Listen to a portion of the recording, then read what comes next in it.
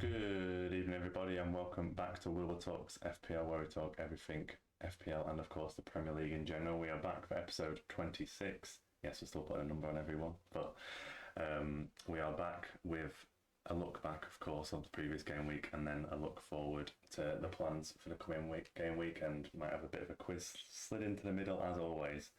We are back with the regulars. Well, Charlie never went anywhere, but Sam is also back this week. So, how are you both doing?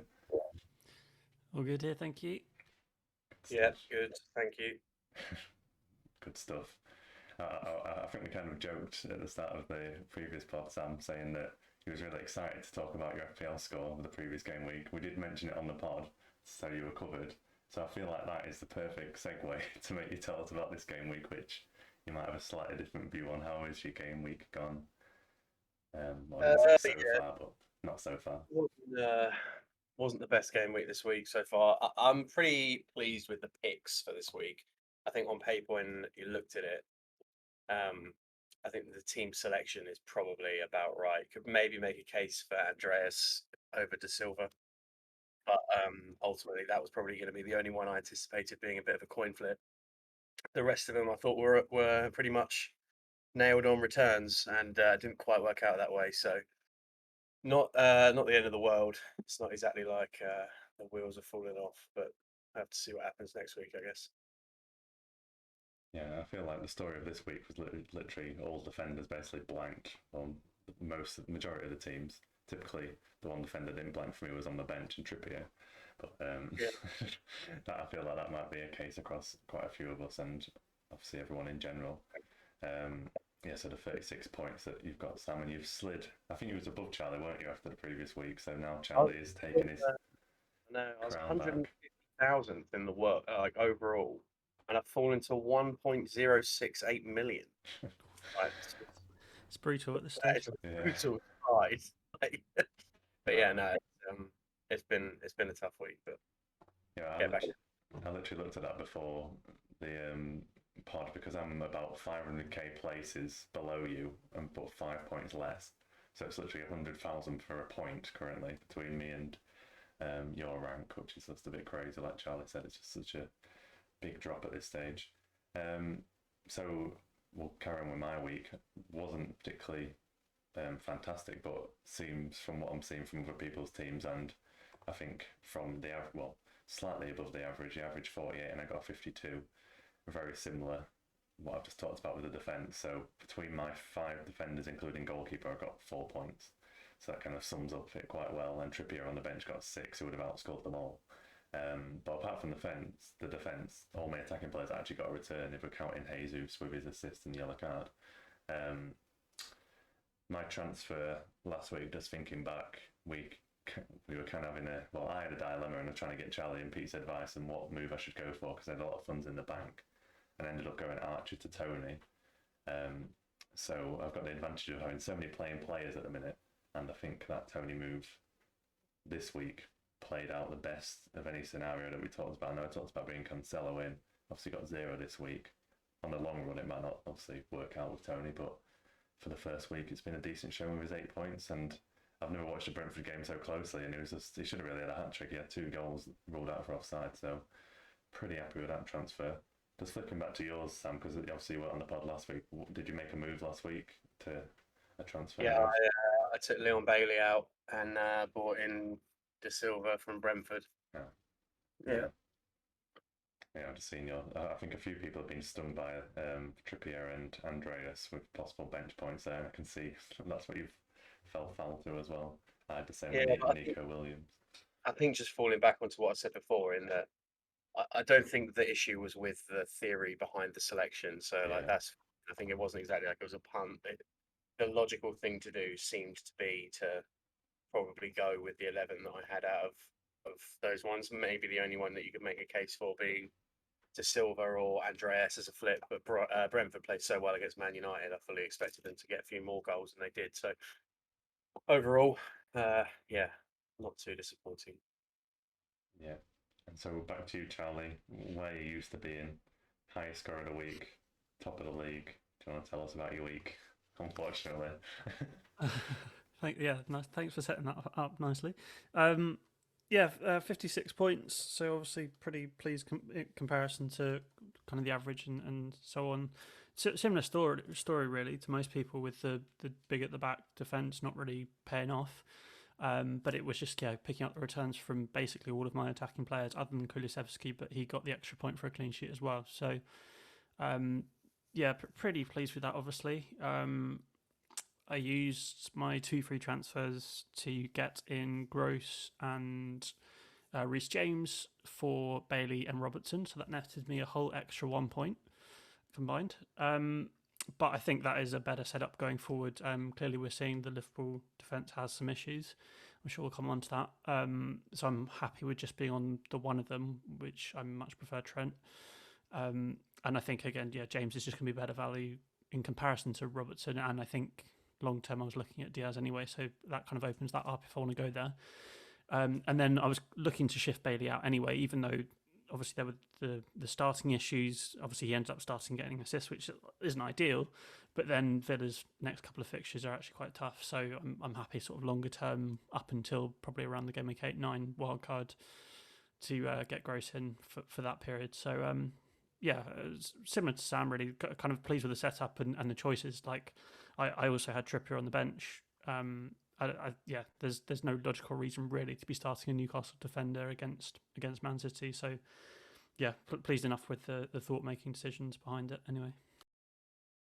Just unfortunate, isn't it? Like, I think at this stage of the season, majority of the players are going to be playing a lot of minutes as well. Maybe when we get into like Champions League kind of season and cup competitions, then might not have everyone playing 90 minutes, but I think especially with the price of the game this year, you can have like especially up to 2 subs on your bench that you could still play. Like we've mentioned with Sam's, they probably had a choice. I think a lot of people might have a choice between like a De Silva, an Andreas, and Nico Williams most weeks where they've got to play like 1 or 2 out of them.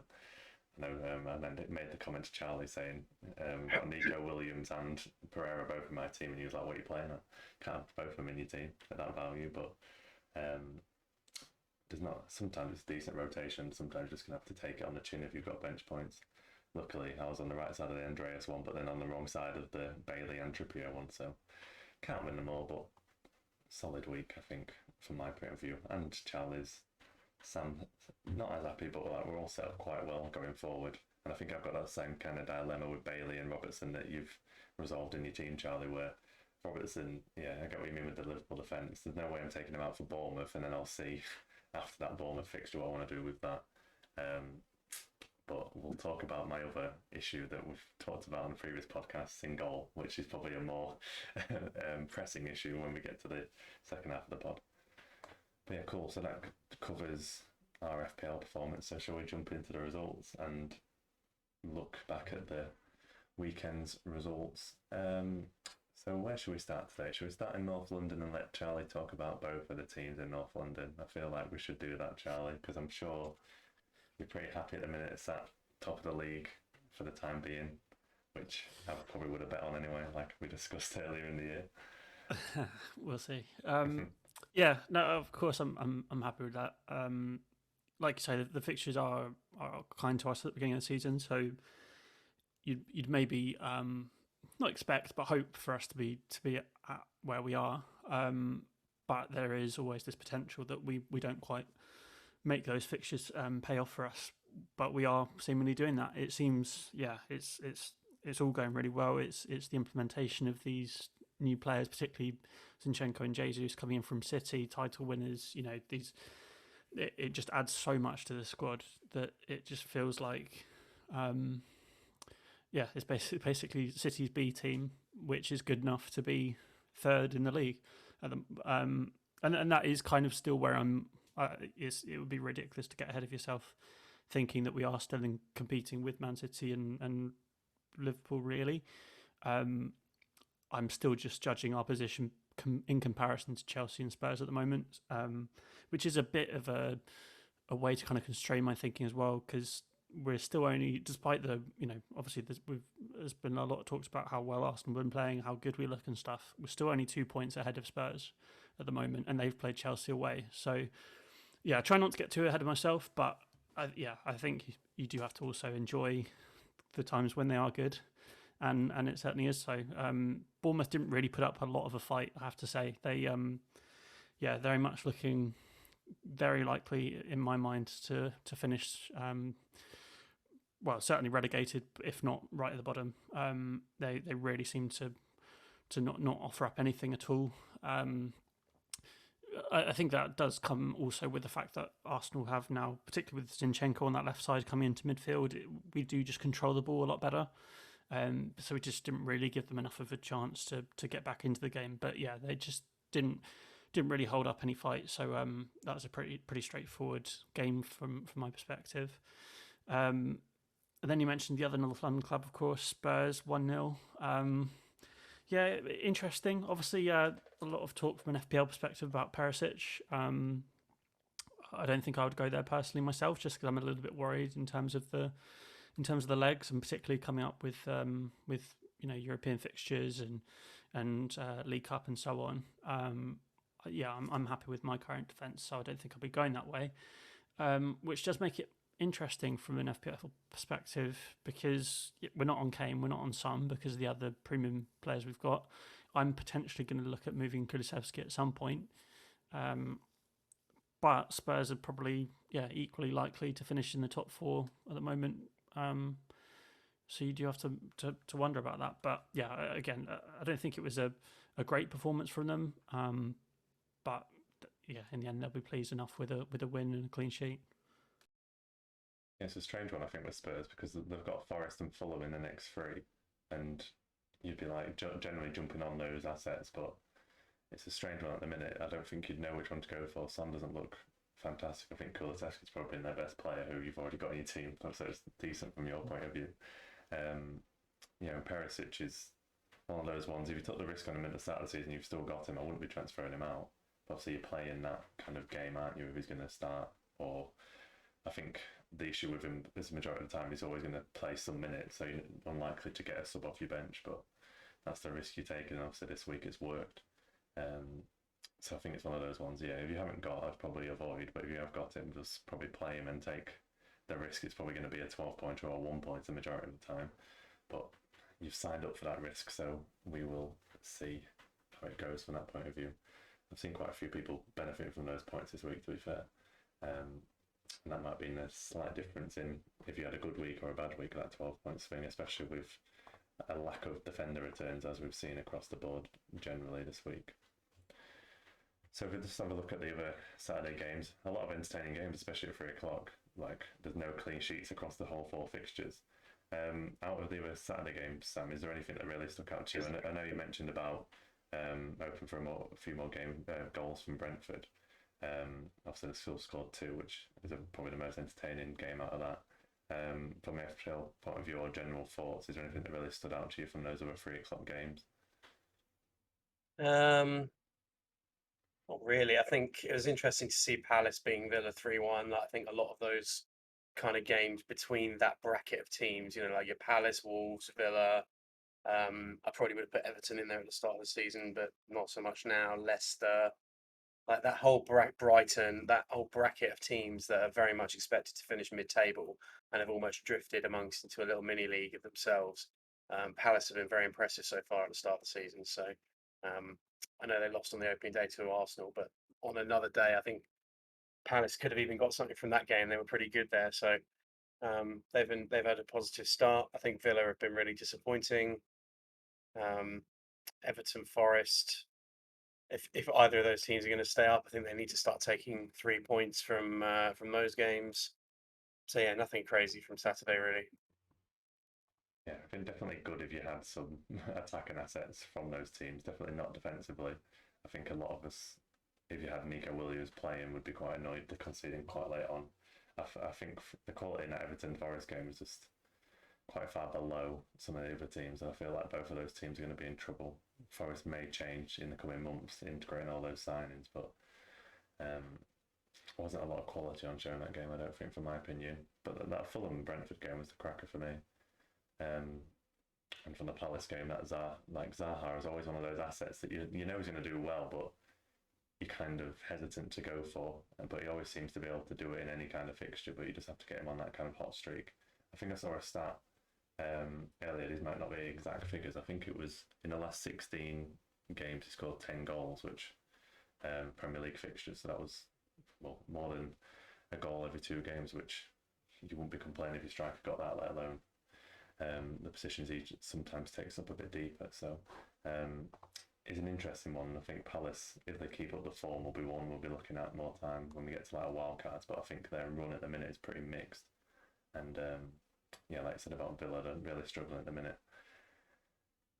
So a lot of good games there, unless you wanted clean sheets. So we move on to the Sunday. I was actually around the Leeds area when this game was going on, and it was absolutely mad. In the I wasn't actually at the football, but it was a bit crazy around Leeds for their game against Chelsea. And Pete, who was on the podcast last week, has just tuned in at the perfect time to let us talk about Chelsea. I feel like I should stay with you here, Sam, for this one, because I'm sure you might slightly enjoy it. What did you make of Chelsea in this fixture and so far this season in general?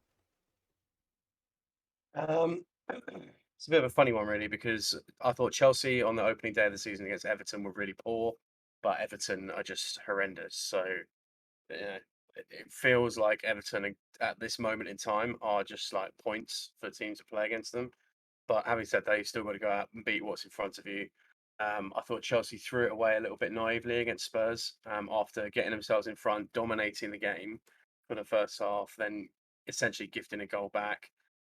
There was very questionable refereeing decisions in that game. Don't get me wrong. I think Chelsea deserved to win it, but ultimately you've still got to beat what's in front of you, and they couldn't against what's deemed to be one of their rivals for the top four. And then the weekend was just a little bit of a shambles, to be fair. I do think that these results are going to come about from time to time in like these passion-driven arenas like Ellen Road. When Leeds go 1-0 up at Ellen Road, it's going to be very difficult for a lot of teams this season, and no matter how good they are. I just with Chelsea, there is just something missing at the moment. I don't really know exactly what it is, but it just feels like it hasn't quite gelled. There's still a little bit of an unsettled feel about them. Big loss for them losing Koulibaly. Not sure that's going to be going down too well because they're not exactly blessed with centre half options at the moment. But Sterling's had a decent start, but is decent good enough when you're pushing for top four? I don't know. It just doesn't feel like it's quite there for Chelsea at the minute. Do I think Chelsea are going to get top four? Still think Chelsea are going to get top four. I still think they'll turn it around. But yeah, obviously they can't afford too many more 3-0 losses away at teams in the bottom half of the table. So yeah. It kind of all just fell apart, didn't it, with that mistake from Mendy? I think they're probably slightly on top Chelsea for the start, but then that I do mistake. think, yeah, I think these kind of mistakes are. It's interesting that they tend to happen more regularly now. It shows the pressure that these guys are playing under as well. But you look at De Gea had a howler against Brentford at the end of last season. Alisson had a couple of questionable moments. Edison's sort of gone a little bit quiet because he's definitely got that in his locker as well. But you're going to have that with top keepers that try to play the way the manager's trying to encourage them to play. They're not going to get it right 100% of the time. Mendy, in my opinion, is up there in the top 2 shot stoppers in the league. I think he's a quality goalkeeper, and he will no doubt bounce back from it. But yeah, was an absolute howler, to be fair. And you can't really go giving teams like Leeds in the atmosphere that they've got at home the opportunity to pull away with mistakes like that too often. Otherwise, they will punish you. Yeah, probably lucky for Chelsea. The next game's home to Leicester, which is one of those fixtures you probably want at the minute because they're so awful in defence. So they should have a chance to bounce back there. And of course, the goalkeepers can't save a shot at Leicester, so that was something that we'll address with my goalkeepers when we get to next step. I feel like while we're on Sunday, Charlie, you said your transfer for the week was one of them was to bring in Gross for Brighton. I think you came away with 1 assist in that game. What was you thinking around that transfer? Just that you've like how Brighton have been so far, and obviously that cheap option you kind of take. What any returns you get at that price, would you say? Yeah, exactly. And they do have a good sort of fixture run between now and around game week 8, game week 9. Gross gets on a lot of set pieces. Statistically, the first few games he's done well, and his kind of underlying stats back up the results that he's had in the first two. Whereas some of the other people in the team, for example, McAllister, who took the penalty, that's not really replicable in every game. You can't kind of rely on that penalty being taken. Whereas if the underlying stats are good, then you've got a pretty good indicator the player's going to keep performing to that level, which, yeah, I don't know if either of you saw, but his assist in this game was quality. So it's moments like that kind of back up your thinking that a player can bring you things, and it feels like Brighton are on an upwards trend at the moment. I don't think anyone would have said going into the season that Welbeck as their starting striker would have netted the goals that he has, but or even just been the threat that he has been. But it just seems he is working in that team now. Obviously, they've made a couple of signings as well, and had to get rid of some key players like Cucurella and Bissouma. But it feels like they've kind of prepared for those losses. So obviously the left back Estupiñán came in a bit later, but it feels like certainly the Bissouma transfer they were kind of getting ready for. They've got a wealth of midfielders that can take that spot. So yeah, it just feels like there's a good thing going on there at the moment. And I think in terms of value and for FPL side of things, I think it makes sense to go with them. I would certainly fancy them for a top half, even pushing the outside European places like the Conference League place potentially. They've had lots of numbers backing their performances for a while. It's just never quite been that they've ended up taking the points. But yeah, more recently they have been able to. And certainly West Ham feel like they're on a bit of a downward slope as well. Contrastingly, they don't know if you can necessarily blame it on. Obviously, they had the European fixture midweek, but it's just I'm not quite sure exactly how everything's working with West Ham at the moment. And it just feels, I think it was similar to last season. Towards the end of the season, they just really struggled, and it's probably a part of it competing on both fronts. And it's they just don't really have didn't really have the squad to keep up with it. So yeah, interesting. I did feel like, and Brighton had a good record against West Ham. Equally so, they've got a good record against Leeds that they're coming up against this weekend. So yeah, I felt like just going for a bit of a punt on a Brighton asset was a worthwhile one to do. You linked it quite in well to Leeds there, because I was going to say I feel like a lot of people maybe in your kind of position last week looking for that kind of like budget midfielder would have been making a choice between like a Gross or a Leeds asset, because we've got a few interesting attacking options. I know Rodrigo is absolutely on fire the first few games, and I think he's the top goal scorer in midfielder so far.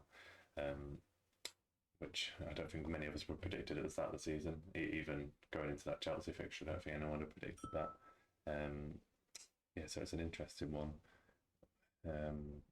Gross. I feel like there was some people were thinking like Gross were going to be on penalties, but I don't know if that was any thinking when it came to that. But McAllister, I think, took some at the end of the back end of last season, didn't he? But like you said, I think he did like a cheeky little flick, didn't he, for his assist? So you can see there's quality there that you'll still get returns, and he's playing quite advanced, so it makes sense even if he's not on penalties, really.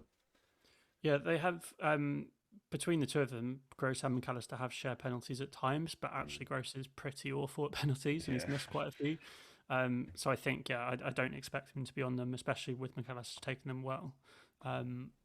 But yeah, like I say, the pick's more based on him in terms of his involvement in the actual play, and I expect him to be able to deliver more consistently because of that, rather than trying to bank on them getting a penalty. Yeah, you kind of hinted to it earlier, didn't you, as well, with McAllister's playing a lot deeper, so it's more relying on the penalties that you can't back every game. Yeah. So it does make sense, yeah.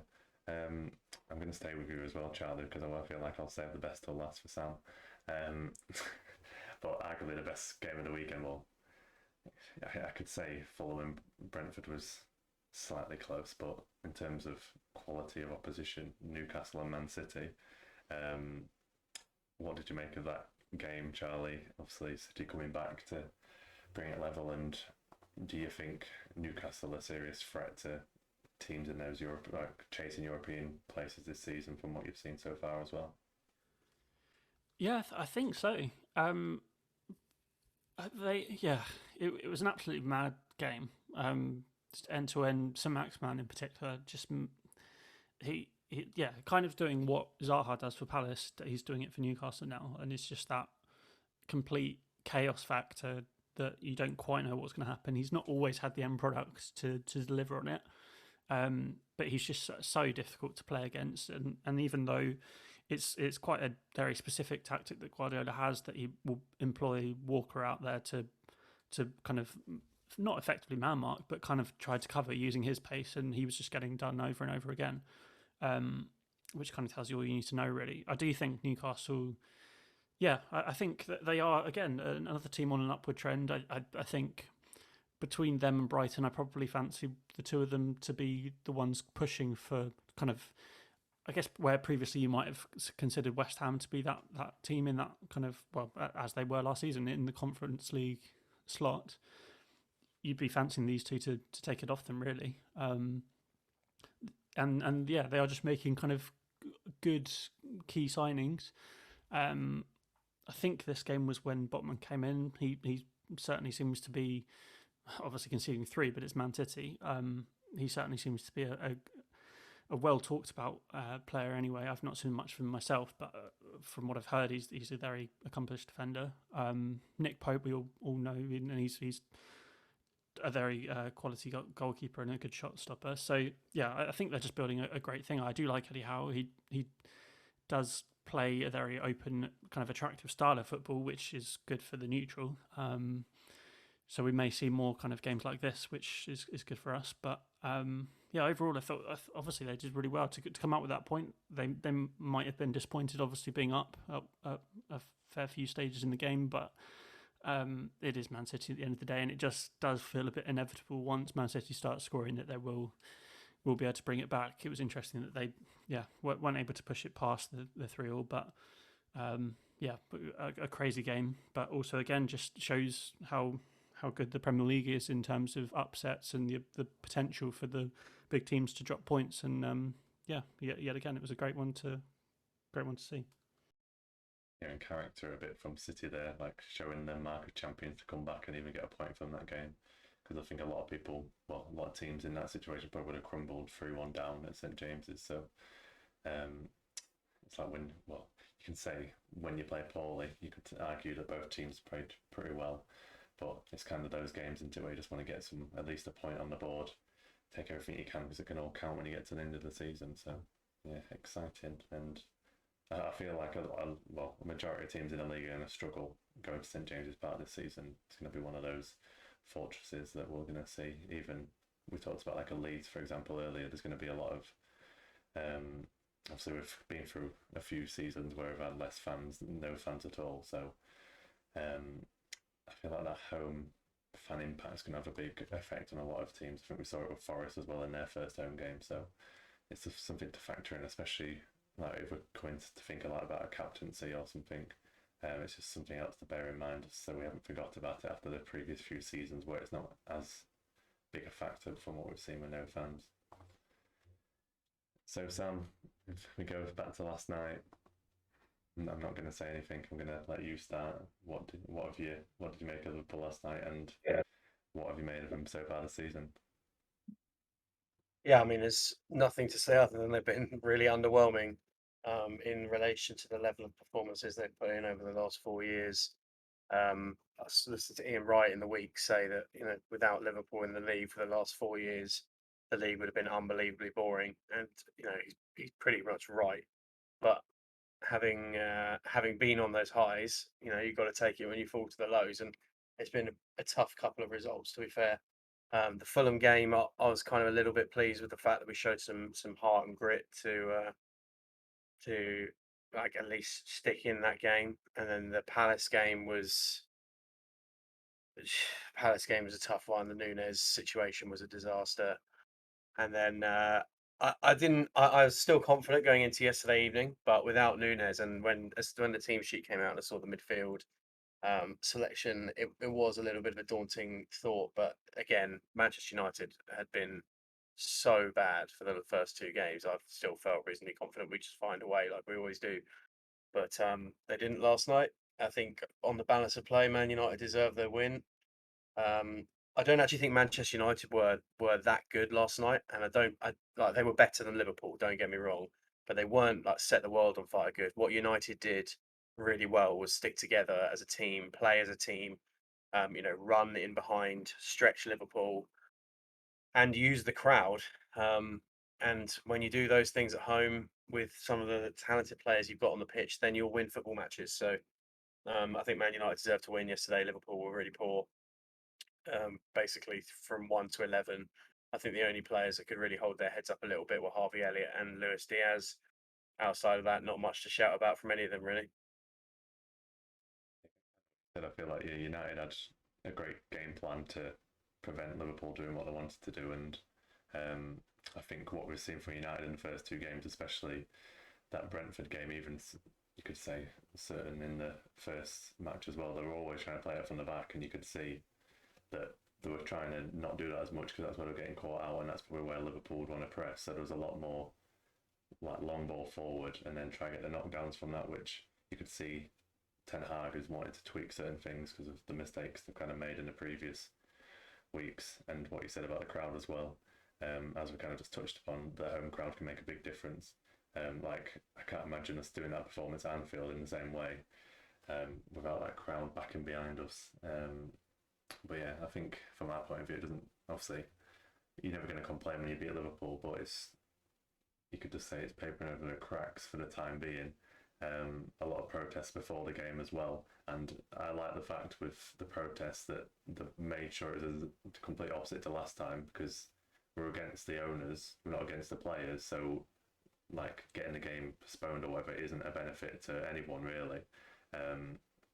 So you could really tell that they'd done the protest before the game, made a point it was against the owners, and then as soon as the game kicked off they were in there supporting the team still, which I like to see. Obviously there's some blame on the players from the performances on the pitch, but we know there's bigger issues behind it from our point of view. So it was good to see people that aren't forced to protest it but not make it some ugly scenes. I know there was some daft things about them throwing like bottles at a school bus, but nowhere near as serious as we saw from the protest previously. So it's very much from United point of view, just it's one game. If they can produce that over the next 5, then we might believe they've turned the corner. And obviously we've got Casemiro to come into that midfield. That's an interesting one because, linking it back to the owner issues, that it's funny how Casemiro had never appeared on the radar and we'd never bid for him or considered in the whole window until the Glazers started being under pressure in terms of getting rid of them, and then they come and find 60 million out of nowhere what they could have paid for De Jong previously. So it's very much smoke and mirrors from what I see, and so it's back in the team, but then we still need to get the owners out. That's the main issue there. So we'll see how they go, but at least a positive result compared to the other two results we've seen so far. But if there's totally collapse against Southampton away, then it's about square one, isn't it? And they've not solved anything, so they just need to keep repeating that. Did you want to add anything to that, Charlie, about that game? Or did you cover it? I think just on your last point there, really, I feel like a game at home to Liverpool, if the players aren't going to get up for that, they're not going to get up for anything. And like you say, I think I'm much more interested to see how they play away at Southampton at the weekend, because that's the tougher game to actually get them up for. And I've seen it with Arsenal, I've seen it with United before. I'm sure where you feel like you can just get up for these big performances sometimes, and then it's the kind of middling teams when you go away to play them that's when the things you want to see from the team outside of the usual, like the kind of basics which Ten Hag talks about how United have been lacking them.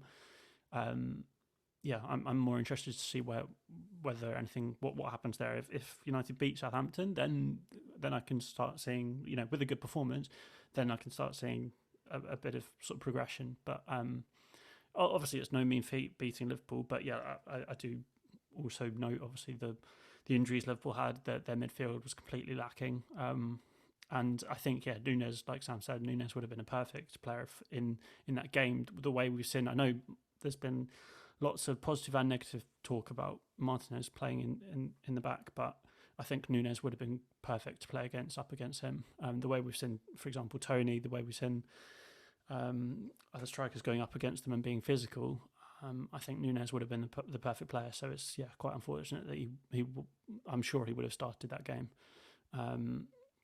So I think on another day it could have been a different. But like I say, interested to see if it carries on or if it's just a one-time thing because of it being a big game. Yeah, I think especially because Fabinho was on the bench for Liverpool, which I was just slightly confused by. I don't know if he's got some kind of knock or anything, but when I'm going into a Liverpool game, the state of our midfield, I wouldn't expect to arguably have the better midfield in that fixture. Obviously, injuries have caused that, but we'll see how it goes from there. Well, I wasn't convinced greatly that our midfield would work, but they all work together as a unit, and it seemed to work. But yeah, I don't disagree with the Nunes point as well. Like, it was perfectly set up kind of for Martinez to be able to defend, and just I'll say to defence as well, they were pretty solid. What they did, I was impressed by Malacia at left back as well. He was pretty solid, did well whenever he could against the wide men. So it's just what we're seeing, like more compact and just not big gaping holes that people can get in behind you. I think it was quite harsh that they didn't get a clean sheet in the end as well. I think they're quite unlucky not to get the clean sheet because I don't think Liverpool created huge opportunities. I think a lot of them came from set pieces, which you could say is to do with Martinez, but just in general looked a lot better. And we'll see, like I said, in the Southampton game, the thing is with that Liverpool fixture is I think even over the years, United have always been fantastic on the counter-attack, so that kind of plays into the hand when a team's got possession. You're going to get these other games, like maybe against Southampton or other teams, where you're going to have the ball and you have to use it a lot better. But we'll see, like you said, how it goes. But considering going into that game, kind of like what Sam said, I wasn't expecting anything. Got to be positive after the first two games as well. So roll on the next games and we'll see what happens. Well, I'm going to say, at least we're above Liverpool for the time being. I'm sure it won't stay like that for long. I remember us joking, I don't know if it was at the end of the pod or just after Charlie saying that it's like a relegation fight, that one, and we weren't expecting Man United to be above Liverpool after that fixture. So we'll take any small win at this stage, but I'm not expecting that to stay the same at all. Probably even by next week. We shall see. But yeah, I think that rounds up the results that we've already seen, guys. So you're ready for the quiz in the middle, as always. Yep, let's go. We're going to go back to a format that I used last season, where it's going to be like guess the player. You might remember it from last time when we did it last season. So I'm going to have a player. I'm going to tell you the points they've scored obviously the first 3 game weeks, because we've only had 3 game weeks. So I'll say game week 1, like 1 point, game week 2, 2, for example. And your job is to guess the player. So if you just guess the player from me giving you the points in each game week, you'll get 3 points.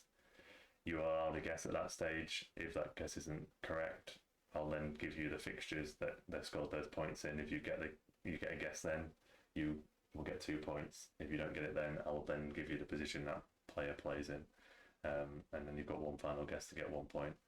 So I think we played it quite early on in last season. I don't think we played it at the back end. But can you remember, and does that make sense from you guys? Yeah. Yeah, I remember. So yeah, at least you remembered, so that's easier. Since Sam's back, we'll let Sam go first. So your first player, Sam. In game week 1, they scored 12 points. Game week 2, they scored 2 points. And in game week 3, they scored 8 points. 12, 2, 12, and 2 8. and 8. Yeah. 12, 2 and 8. Interesting.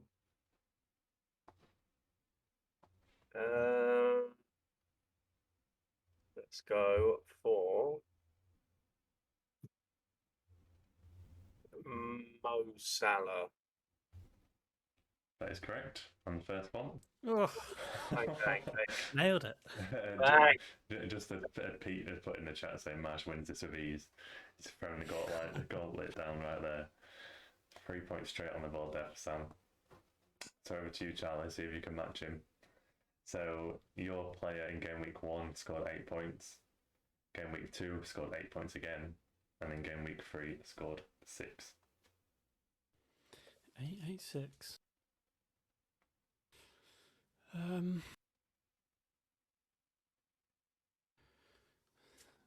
I think 8. What gets you 8 points? Midfielder goal, maybe.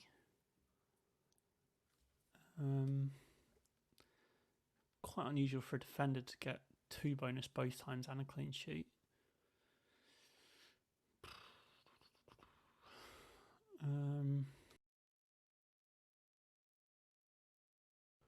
Maybe it's.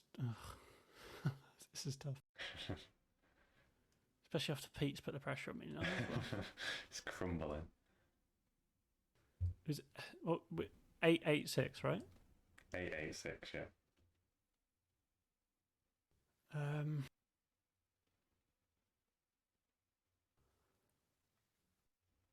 I think I'm going to guess at it being an Arsenal player because of you've gone with Salah first.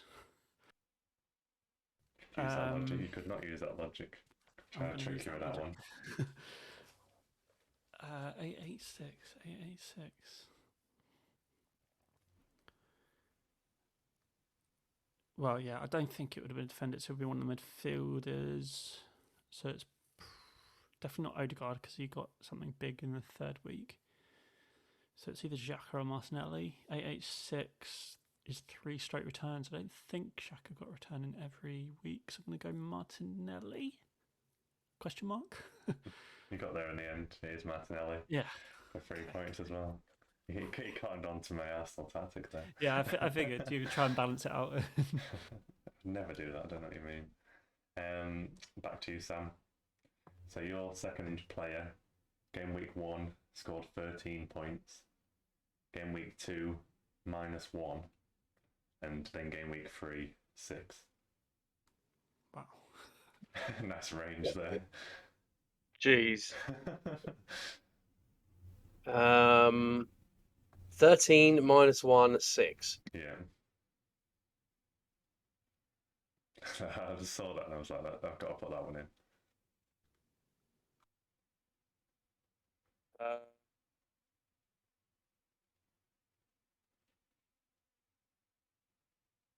Not many players have scored 13 points the first week.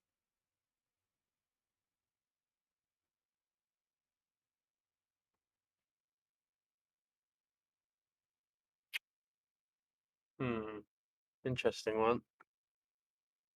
I don't think he. No, he wouldn't have got -1.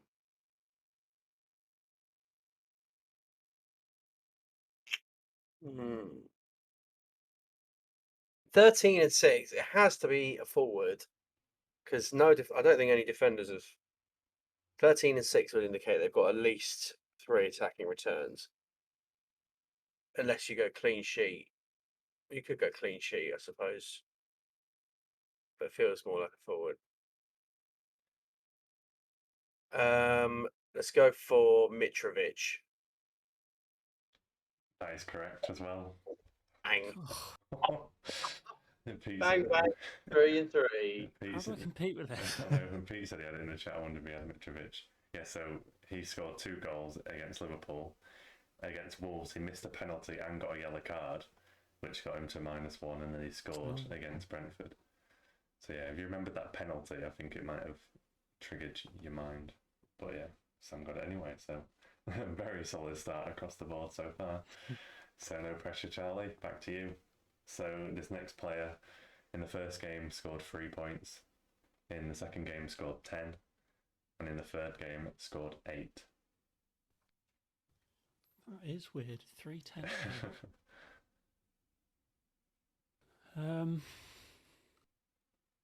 Well, going back to my last season logic, 3 points is usually going to be either goalkeeper with a save, but what was it? 3-10-8. Yeah, 3-10-8. Yeah. Yeah, that doesn't sound like a keeper to me. So it's probably a midfielder getting a clean sheet bonus in the first week. 3-10-8.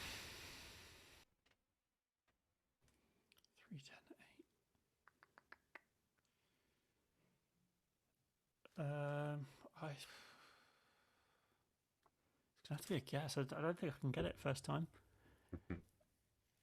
3-10-8. 3-10-8.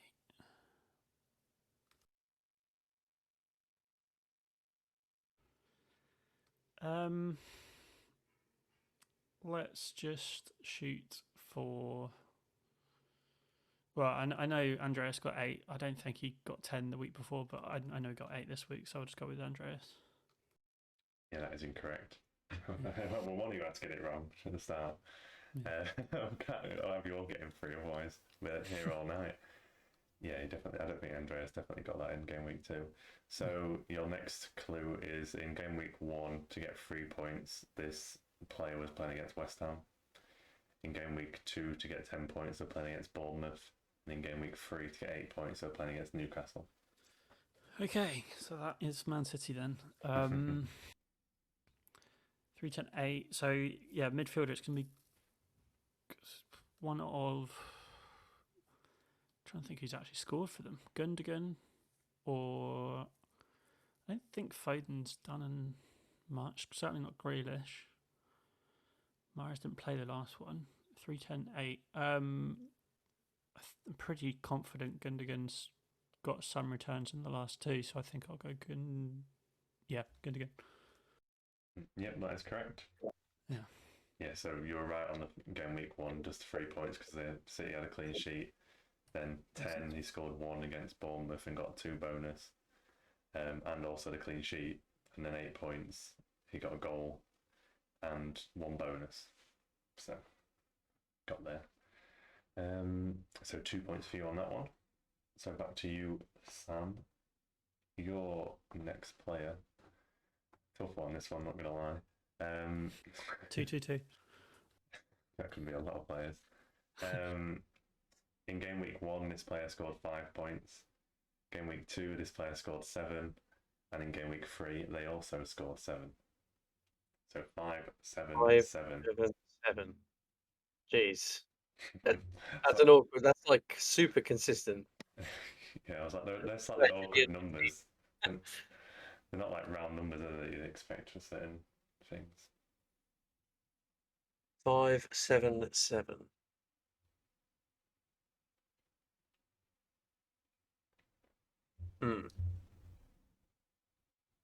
Well, those are the kind of numbers you'd kind of expect. I would probably expect to see a defender getting, like 5 being a clean sheet, maybe with a yellow, and 7 maybe being a clean sheet with a bonus point or something like that. So I'm thinking more along the lines of a defender.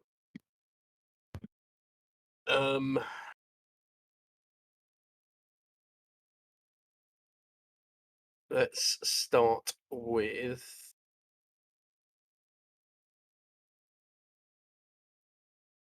how many. I feel like it's going to be probably someone that's won 3 games, and the only team that's won. Well, they don't have to have won 3 games, but they have to have kept 2 clean sheets, which means they probably won 2 games. I'm not sure how many points he got this week, but actually, no, he would have got an assist in the first week because everyone had. I was thinking Zinchenko then, but everyone had Zinchenko in week 1, and he got like 13 points or something ridiculous. All right, let's go for. I don't know how many points. Let's go for Saliba. That is Oh, no, incorrect. Yeah, that's incorrect. Yeah. I think when I tell you the fixtures, it's going to mess with your mind from what you've been thinking before. So in game week 1 to get 5 points, they played against Brentford. In game week 2 to get 7 points, they played against Arsenal. And in game week 3 to get 7 points, they played against Southampton. Wow. Okay. Interesting. Maybe it's not a defender then, because Leicester have conceded a shed load. He was like, they must have won a lot of games. I'm like, yeah. Not quite. Trying to think of Leicester players that have returned. I mean,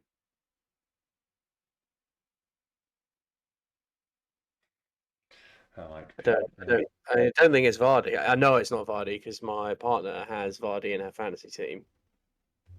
And despite my best efforts to convince her to get Jesus at the start of the season, she ignored me and went for Vardy. So I know it's not him. I've been giving her a stick about that. I mean, I guess it's got to be Maddison. Yeah, I'll go to Madison. Yeah. Yeah, that is correct. Wow, that was lucky. It was with the complete return, and then when you get those fixtures and you get Leicester, it can only really be one of a couple of players. Yeah, so the first fixture, 2 playing points and an assist, and then the other 2 games, 2 playing points and a goal. But in the last game, he did get a bonus point, but also got a yellow card, so they contradict each other off. So yeah, basically assist and then 2 goals. So consistently getting a return in every game. And it wasn't Danny Ward, as Pete said in the chat, as we wish he could get 5 points. Danny Ward. Yeah, 1-1-1, as Charlie put in the chat. Very consistent there. Not as consistent as Madison. So that's 2 points for Sam for that one. So we will go back to Charlie. So your next player, Charlie, maybe another tough one here. I like to make them more difficult as we go through. So your player in game week 1 scored 8 points. Game week 2 scored 9 points. And in game week 3 scored 8 points again. 9-8. Nice and consistent. I'm expecting a 9 when it comes to 4. Game week 4, just to keep the pattern going. Okay, so that's 3 consistent returns. So by that logic, it's probably someone we would have considered. I think if they're getting 3 returns out of 3. Who would get 8-9-8? What I don't think that's a keeper. That seems a bit or a bit too high scoring to be a keeper regularly. Similar for defender, probably. I don't think there's anyone that's got clean sheets out in all of those. 7.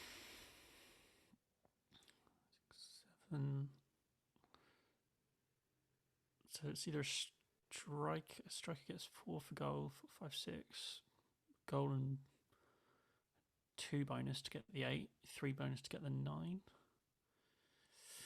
God, this is tough. I am going to go with...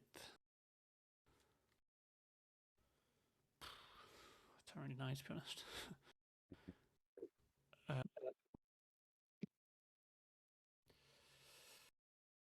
We'll have to just go for someone, I don't know, stab in the dark.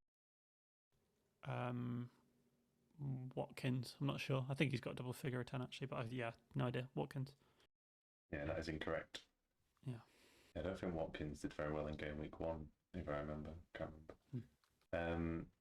So this player in game week 1 to score 8 points played Leicester. Game week 2 to get 9 points, they played against Manchester United. And it's Tony. It's Tony. You can stop now. It's Tony. I had to put him in there, didn't I? Of course. Hoping for a 9-pointer next week, since I was in my team. So, but yeah, that is 2 points. Yeah, I think you kind of worked out it was a striker, but I don't think on the game week 2 you didn't have the logic exactly correct. So in game week 1 and 3, scored a goal, 2 bonus, which was correct. Game week 2, we got 2 assists and 1 bonus. So you kind of, from the other 2, you worked out. So yeah, correct. And, Pete's giving it the big one, saying he would have got that quicker in the chat. I refer him back to his earlier comment where he got one wrong. But I'm sure I'll bring back the quiz from last week. You know what he's like. Right, back to you, Sam. So so you both got 1 left. Hoping you don't tie. I've got a tiebreaker if you do tie. So this is your last one, Sam. So in game week 1, this player got 6 points. In game week 2, this player got 4 points. And in game week 3, this player got 14 points. Well, I mean, yeah.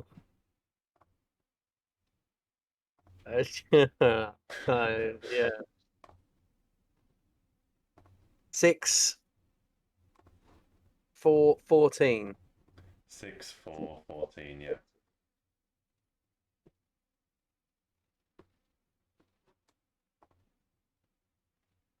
I know one player who got 14 points this week, but I don't think it's him. I know. I don't even know if I should say, because Charlie might get in the very, very unlikely chance that Charlie's player is that guy next, I'd be handing it on a plate. I'm going to take the chance to say that. I don't think it's his player, but I know this week Harrison got 14 points for Leeds, only because I was messing around with the draft earlier and trying to work out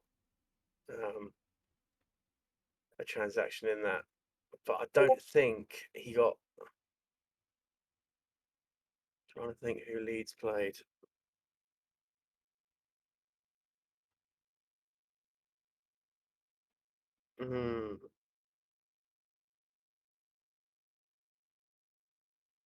Well, I mean, I know he got 14 points this week. I don't think it's him, and I don't know anyone else that got 14 points.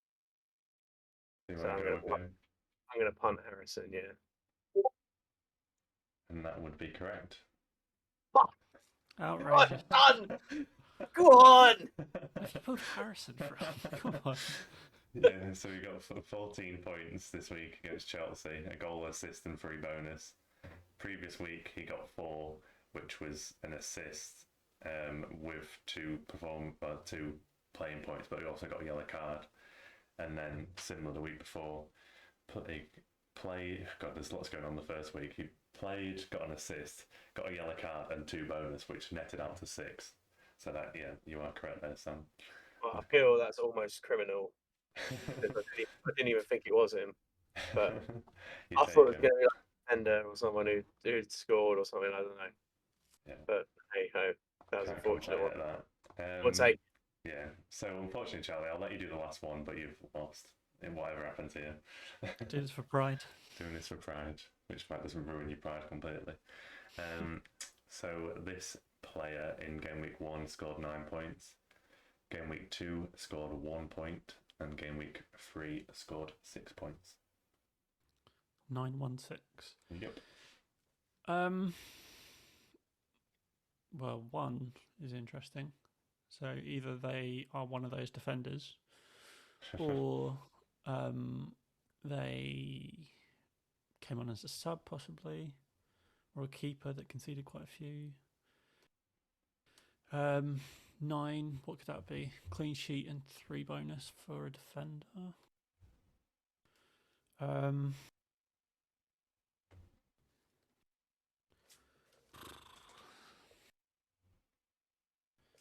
really know, to be honest.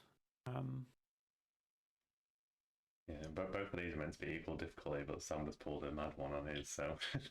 Yeah. There's probably lots that have got 6 this week.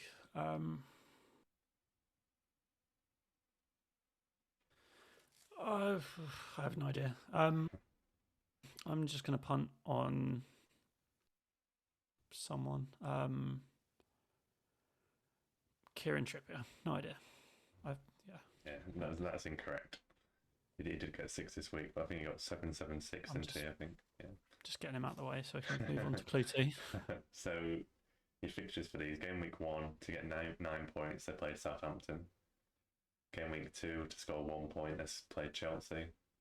And game week 3 they played Wolves to get 6 points. Right. So it's Spurs.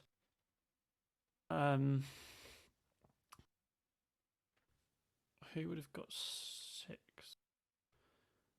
So Dyer, he scored the goal, so he might have got the in the first game.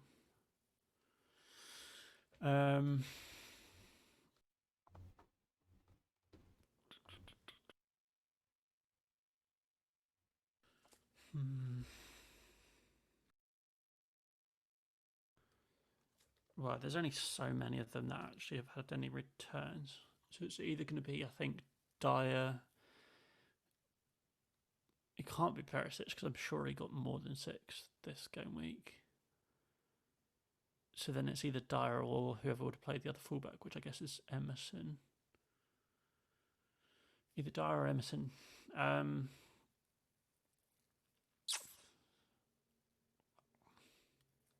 Well, on the logic that Dyer got the goal in game week 1, I'm going to go with Dyer.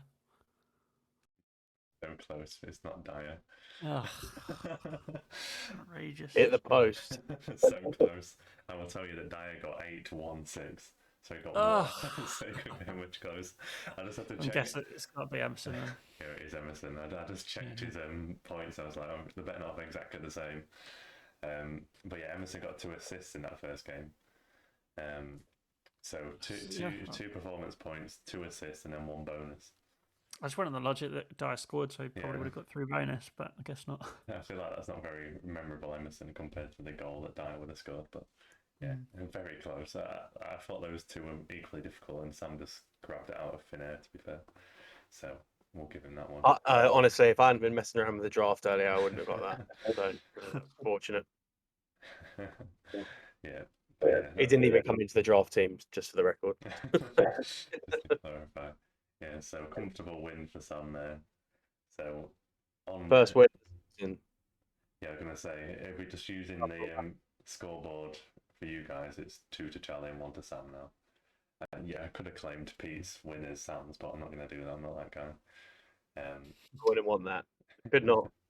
I could not get to the end of the season where I won by 1 and have someone saying, "Oh, it was Pete's win that got you there." Imagine, yeah. I think Pete had been swatting up in his Chelsea against Arsenal games before the pod. That's all I'm saying. All right. Well done, Sam. We'll move on to the second half of the pod, and we will look forward to the next game week 4. And I think a good way I like to start it now going forward, especially because we're quite early on still, if we start talking about what moves we're kind of targeting for our teams. So I'll start with you, Charlie. So you made 2 transfers last week. So you're only going to have the 1 transfer. Are you planning to make a move, or you kept trying to bank the transfer? Well, very can be nice and boring, and I'm not going to do anything. I think this week there is a real risk of being a bit knee-jerky and trying to shift on players just because of what happened this week. But I think we have to remember that there were a lot of upsets this weekend, and it's very rare that we're going to get as many in 1 week, or even with those teams that did. And also importantly, all of what are potentially the top 4 or even top 5 have good games. Chelsea, Liverpool, City, Arsenal, all at home to against teams they should be beating. Maybe arguably you'd probably say Man City up against Palace is possibly the toughest out of them. Maybe us against Fulham as well. But I think all of those games are ones that you still want your assets in, particularly the Liverpool one, despite everything that's gone wrong and the difficulties in the midfield and so on. I'm completely back Salah and he's probably going to be my captain. I know we'll get to that a bit later, but yeah, so I would much rather. I did talk earlier about how potentially I might at some point move Kulusevski onto Diaz, and I would still be tempted this week because of just targeting Bournemouth because of how poor they are. Obviously, I got to see that firsthand this weekend, but yeah, I think it's just going to be more useful to me to have 2 free transfers, just see what happens this weekend. And then start to, okay, if things are still bad for some of those top teams, then I can make my moves and have more of an impact with the 2 free transfers at the same time. But in all honesty, I don't see it happening that way. I just think all of the big teams will win this weekend. And yeah, I think it'll be a much better position just by saving the transfer rather than rushing in to do something just because of what happened the weekend just gone. Yeah, I'm definitely seeing a theme that you like to save to get 2 transfers and then make 2 moves at once. That's what I'm watching you doing so far this season. Obviously, we've only had a very limited sample size with your transfer move, but that's not actually. I mean, normally I wouldn't actually like to do that. I would like to save the 2 free transfers and then just use the 1 going forwards, just so I've got 2 in the bank if I need it. I just saw 2 moves that I wanted to do this weekend just gone. So that's probably actually what I'll end up. Or what I'll aim to do anyway, unless there's 2 things I want to do, will be to save the transfer and then just use 1 going forward until I need to use the 2 together. Because it's just nice having that extra 1 in the back pocket if you need it. Yeah, sounds like you're in a good position going forward to the game week anyway if you're not making a move. So we'll go over to you, Sam. How are you looking for the game week? Have you got any planned moves? How many have you just got the 1 free transfer to use as well? Yeah, just got the 1 free transfer to use, but I will not be using it either. I will be sticking with what I have. The only slight dilemma, if you like, I have in selection is I think the hardest game for the top 4 or 5 this week is Spurs away at Forest. I think Forest will be bang up for that. I just think it needs to be, it's gonna be tough for these clubs going to the newly promoted boys, particularly at the start of the season, while they're on the wave. But I fully expect all of them to win this weekend. No transfer plans for me. The only if I was thinking about making a transfer, maybe if I had two and I needed to use one, uh, even though I think he's probably been our best player so far at the start of the season, I would think about maybe taking out Luis Diaz for another sort of 8 million region midfielder or something like that. Just because I'm not the only area of my team I'm a little bit unhappy with the balance of is having those two Liverpool assets in midfield. Just because I think you could probably get a better spread of points by having someone like a Kulusevski or something like that. But other than that, there's no real concern, so no need to mix it up.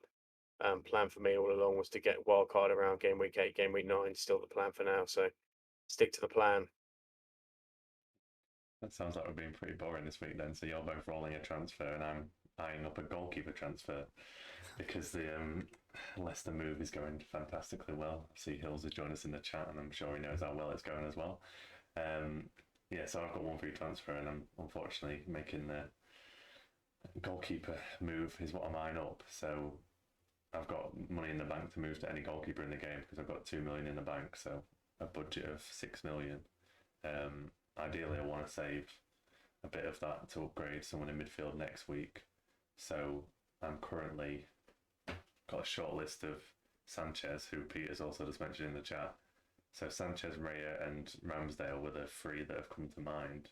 I don't know what your guys' opinions are on the goalkeeper front. If you was choosing one of those three going forward, probably looking at them the same kind of range as what Sam just said, like the game week 8 or 9, when it's probably the most useful time to wildcard. What would you say on that, Charlie? I think I'd be on Sanchez. Sanchez, Raya, and who was the third? Ramsdale. Ramsdale. Obviously, there's a 0.5 benefit of me because I could put it into midfield, obviously, with the pricing. Yeah, I think it depends what you would use that for. I think both Sanchez and Ramsdale are good value for the money. So I think either of those, it just depends what you want to do with the rest of it. I don't think I'm convinced by Brentford's defence. I think, obviously, like you've gone with Tony, and I think that makes sense with their fixtures. I just haven't been convinced by the defence, whereas I think Brighton are more secure, and certainly Arsenal as well. So, yeah, I think one of Ramsdale or Sanchez, depending on what you want to do with the extra 0.5. Yeah, I feel like that extra weekend of information that we've had this week has swayed me where I had it currently ranked as Sanchez number 1, Ramsdale number 2, and then Raya, because they weren't great defensively at the weekend. That's kind of ranking ahead. So currently Sanchez is probably the favourite to come in based on how solid Brighton have been. And as I said, there's not much difference between him and Ramsdale. Ramsdale probably got higher likelihood of getting a clean sheet or some points, but then you're paying a 0.5 million extra. So that's I think it's the same price, there's no question it'll be Ramsdale, but just that 0.5 I think makes the difference. The other thing to add as well, actually, is that Sanchez is going to make more saves, and it's kind of it's funny really, because Ramsdale at the beginning of last season was good value because he was making a lot of saves as well as the clean sheets. But this season, because our defence has improved so much, he's not actually facing as many shots as he was last season. So he's not. I don't think he's got got up to 3 saves yet to get a save point. So it's just been the clean sheet or not, basically, for him so far this season. So that's probably where you might give the edge to Sanchez, which, like I say, considering the extra 0.5 you save as well, I think I'd maybe go down that route because of for that reason, that he's not, they're not conceding a lot, but also he's still getting enough saves in there as well. Yeah, would you agree with that thinking, Sam? Would you be going for like a Sanchez in that situation? No, I'll be going for Ramsdale out of those three if I could. If I didn't have an Arsenal defender already, I think it's a good way of getting an Arsenal defender in. They've already shown that they're more competent at the back this year than previous years. Arsenal got great run of fixtures going forward. I'd be going for Ramsdale personally. Oh, you're meant to complete the full set, so then after debating, I can just make a transfer straight away. But yeah, I think Ray is out of it, so it's probably down to those two. Just need to make a decision on. And I think I'm going to take Everson out. And I think he might actually be dropping in price tonight, so It might be in a move I'll make tonight. I assume it will. We haven't really got proper midweek fixtures that are going to really cause injuries. Like we've got the EFL Cup going on currently, but I can't imagine there's a lot of first team players that are going to influence the team. Like there's probably only like a Tony that's even in the squad for that, so I can't imagine there's going to be any injuries Just that I'm going to have to deal with. just on that, Will, like when you look at this week's fixtures, and I know we don't like to do too short term, but when you look at Brighton at home to Leeds and Arsenal at home to Fulham, out of those two options, which one do you think is more likely to keep a clean sheet? So Arsenal are at home, yeah. They're both at home, yeah. And if you think they're both likely to keep a clean sheet, then that's fair enough. But I don't think either of them will keep a clean sheet, to be honest, because I think Leeds and Fulham will both score. So it's a difficult one. I think Arsenal keep a clean sheet. It's a difficult one, I think, like because I feel at the minute there's quite a lot of teams that's going for it, like a Fulham or a Leeds, and at some point I feel like they're going to turn onto a bad run and not be as open. So on the basis that you think difficult. Fulham are going to score this week, Mm-hmm. Fulham next week are at home to Brighton, Yeah. and then Arsenal are at home to Villa. And then in game week 6, when you sort of looking at other situations that those teams face, Arsenal are away at Man United, which we don't know what's going to happen there. In all honesty, do we really? But Brighton have got Leicester, so it's not exactly. And in the games where Leicester have played teams in and around them this season, they've conceded, but they've also scored.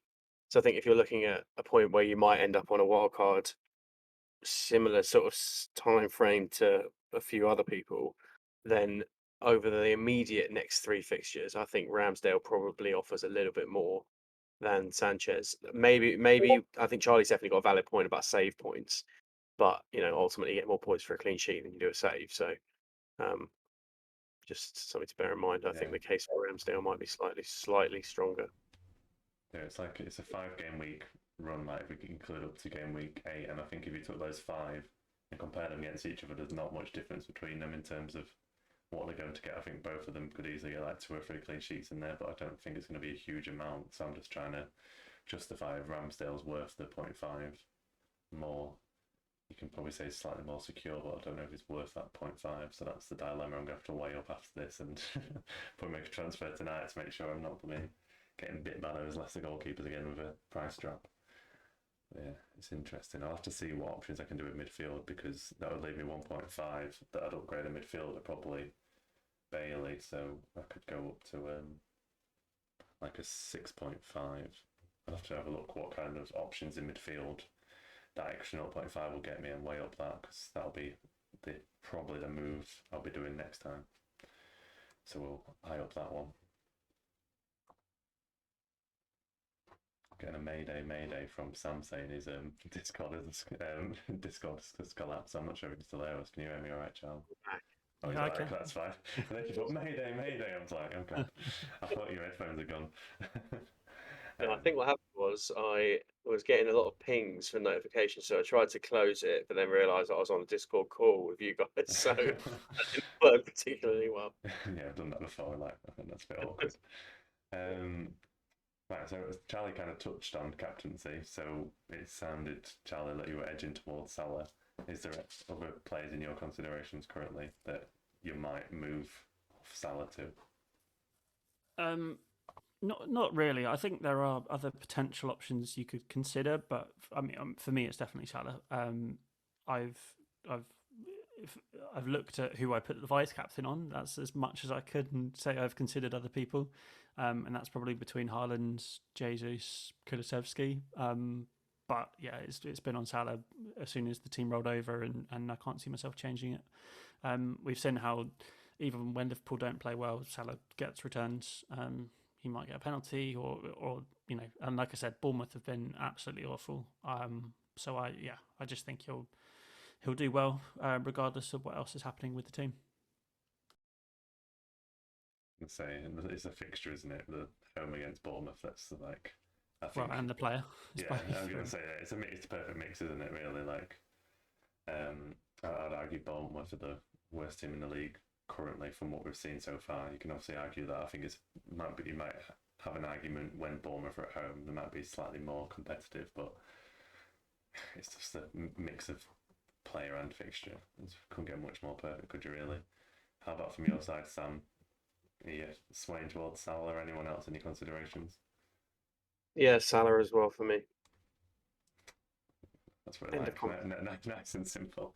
I'm not going to disagree with you. Mine's exactly the same. I think I can say it's a no-brainer. Obviously, like Jesus can do great against Fulham as well, but I've currently got Salah captain and Jesus vice, so don't expect to move that. And as I mentioned earlier, Robertson, because he's got Bournemouth, he's probably on his last chance saloon. If he's not even getting a clean sheet against Bournemouth, then he's probably out the window in probably, well, maybe not next week, depending on if I want to upgrade a midfield. But after that, Robertson will be gone if he's not performing. I think 7-odd million what he is, and he used to be getting some returns to justify that price tag.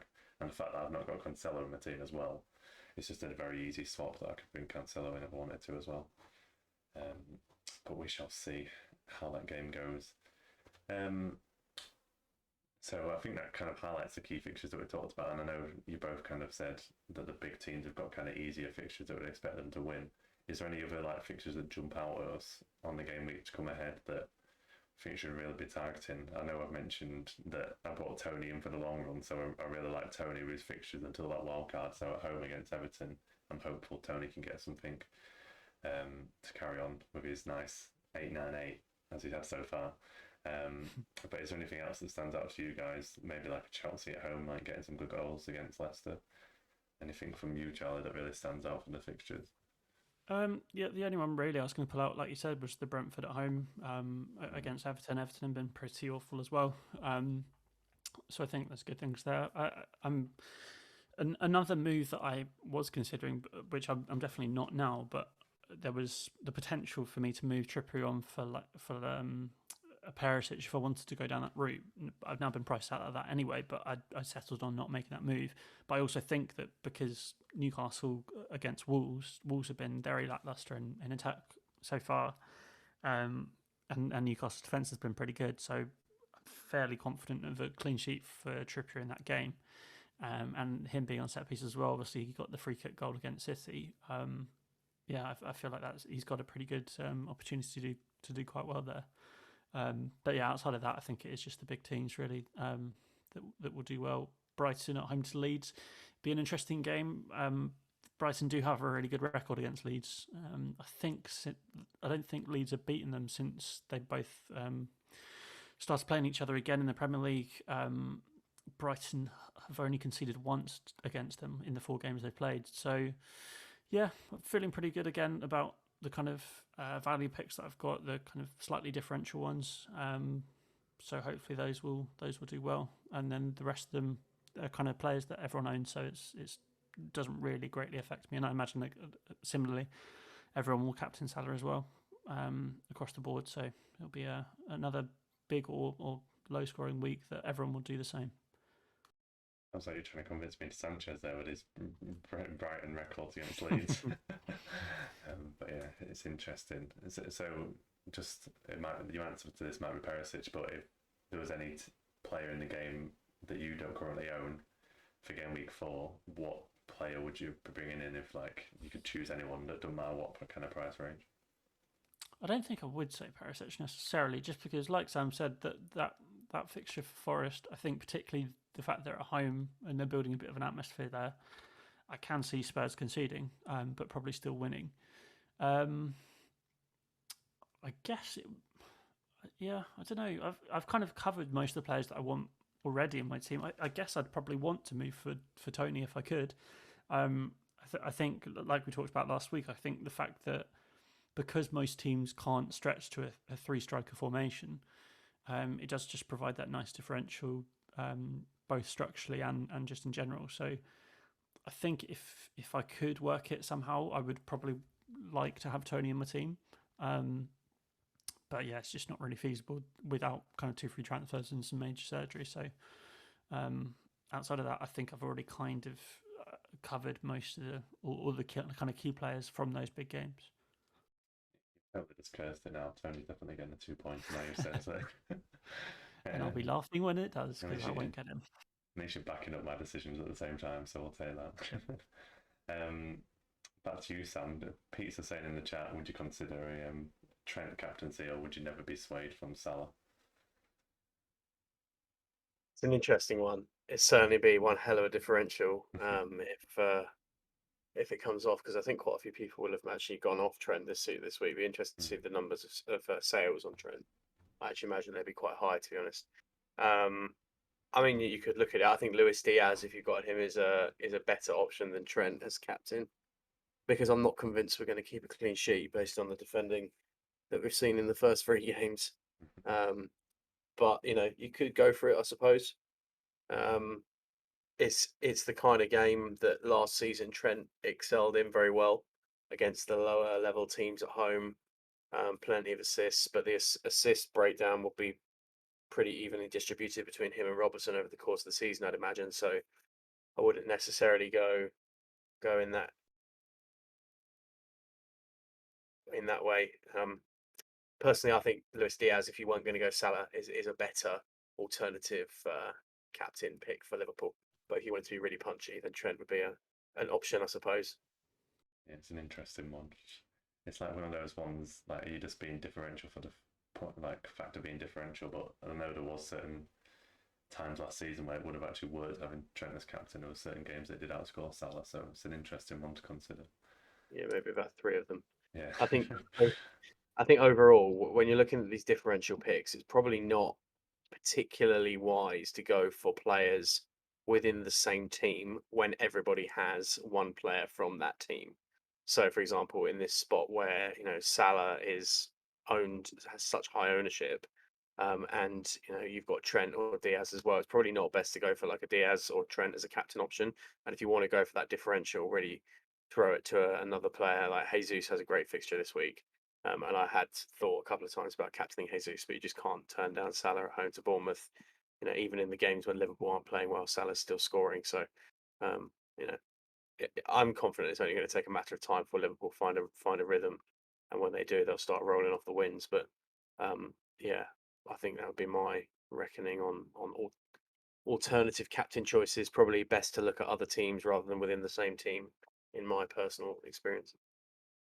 and I feel like you need to pick the right week to go against certain captaincies. I'm not sure Salah at home to Bournemouth is the week to be going against the captaincy. I didn't mind it last week because I felt like across some of the better teams, they all had decent fixtures where they could have benefited from even if you went like a KDB or something, you could have benefited from having them as captaincy, because there's always going to be like a split captaincy between like a City player, Jesus or Salah. But I'm not sure this is the best week to be going against the more obvious captaincy picks. So yeah, I think I won't be moving far from Salah, from my opinion.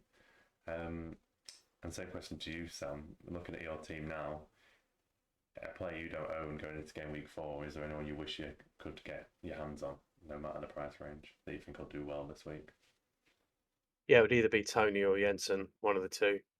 Don't really want to sound like a broken record, just repeating what Charlie said, but Everton at home at the moment, that's a fixture to have. So Yeah. Brentford in decent nick. I would be liking the look of that fixture myself.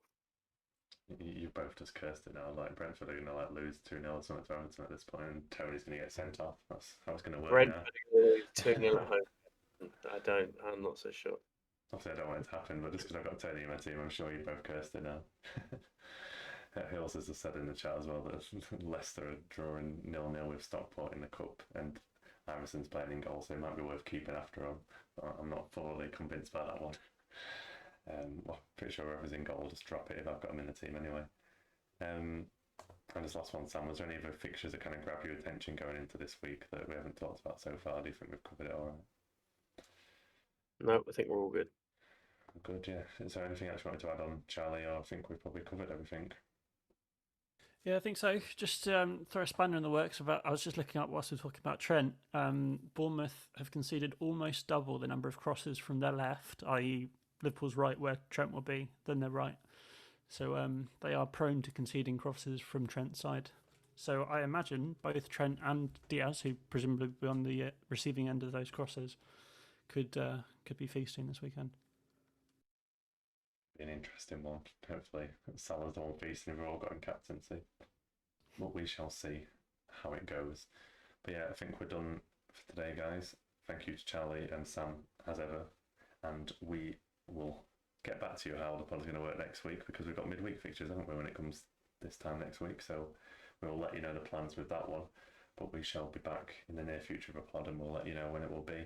But thank you all for listening, and we will see you again very soon. Have a great rest of your evening, everyone.